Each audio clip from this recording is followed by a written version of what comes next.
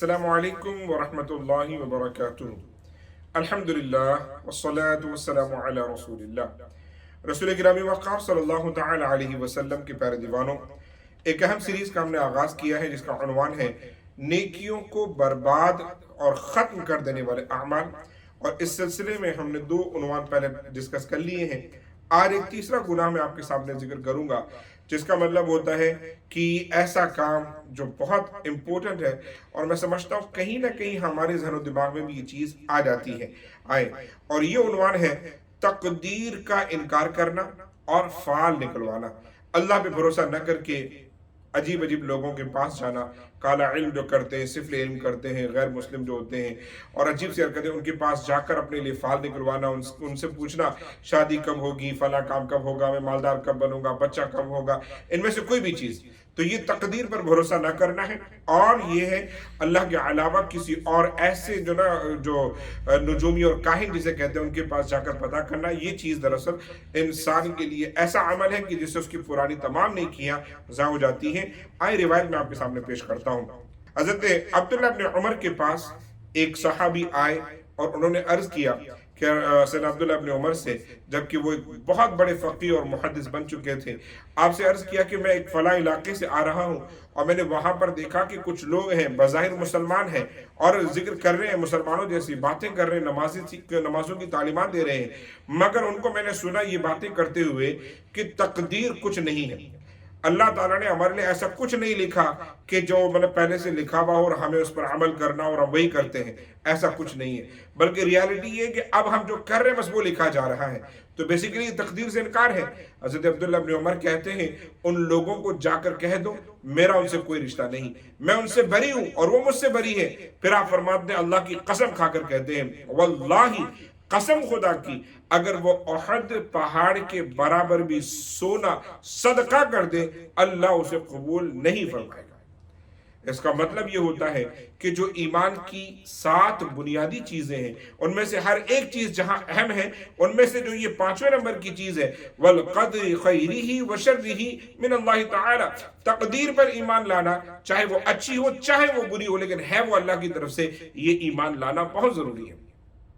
अगर आप इसका इनकार कर दोगे और ये बिलीव करोगे कि अल्लाह मतलब जो ना क्या हमें कंट्रोल नहीं कर रहा है या अल्लाह ताला के हम कब्जे में नहीं है, हम अपनी मर्जी के मालिक हैं, तो ये गलत कर दें। यकीनन ये थोड़ा कॉम्प्लिकेटेड है, इसको समझना मुश्किल है और हुजूर पाक सल्लल्लाहु अलैहि वसल्लम ने मुसलमानों को मना किया है कि इसकी बहसों में मत पड़ो। कई मर्तबा हमसे नौजवान पूछ लेते हैं कि इमाम साहब आप बताएं कि क्या मसला है, तकदीर वाकई अगर अल्लाह कंट्रोल कर रहा है तो फिर हम जो नमाज नहीं पढ़ते हैं क्या वो भी अल्लाह कंट्रोल कर रहा है? अगर कोई बंदा गुनाह करता है तो क्या वो भी अल्लाह कंट्रोल कर रहा है? अगर कोई बंदा माज़अल्लाह कोई और बड़ी हरकत करता है क्या वो भी अल्लाह ने उसकी किस्मत में लिखा इसलिए कर रहा है? ये सवाल दिमाग में आते हैं, लेकिन याद रखें इसमें एक स्लाइट डिफरेंस है। We have to understand this कि बहुत सी थाउजेंड्स और मिलियंस ऑफ थिंग्स है जो अल्लाह ताला ने अपने ही कब्जे में रखी है। हमारी जिंदगी में औलाद होगी कि नहीं, कितनी होगी, कितनी सांसें जिएंगे, कितना मरेंगे, रिस्क कितना होगा, बीमारी कब होगी, बीमारी से शिफा कब होगी, दौलत कितनी आएगी, दौलत कब जाएगी, ये सब अल्लाह के कब्जे में।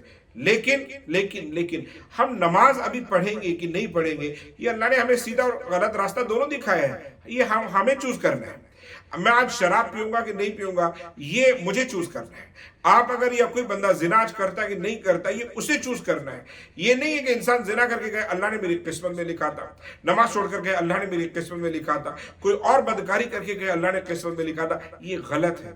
वी हैव टू अंडरस्टैंड कि बहुत सी चीजें, ये ऑलमोस्ट काफी सारी चीजें अल्लाह ने अपने कब्जे में रखी है, लेकिन कुछ चीजों में अल्लाह ने हमें भी इख्तियार दिया है। और वो चीजें कौन सी, सही और गलत के बीच में जब इंसान इम्तियाज करता है तो अलबत्ता उसमें भी जब नेकी के काम में इंसान जाता है तो वो अल्लाह की तौफीक से जाता है, यकीनन उसका एफर्ट होता है। लिहाजा तकदीर पर बिलीव करें।